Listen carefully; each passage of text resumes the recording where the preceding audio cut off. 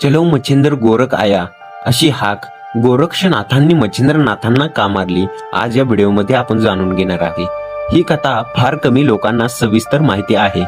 एकदा मच्छिंद्रनाथ फिरत फिरत स्त्री राज्यात मैनाकिनीच्या राज्यात गेले।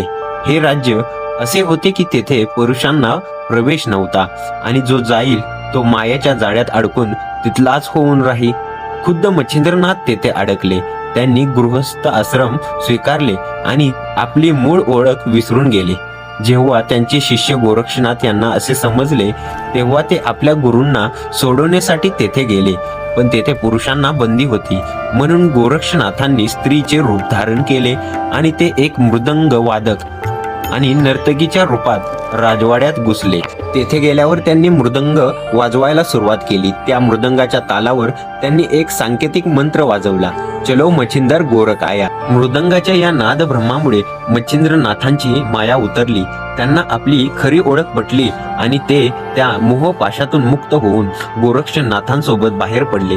गुरुला शिष्याने तारून नेण्याची ही जगातील एकमेव आणि अद्भुत घटना मानली जाते।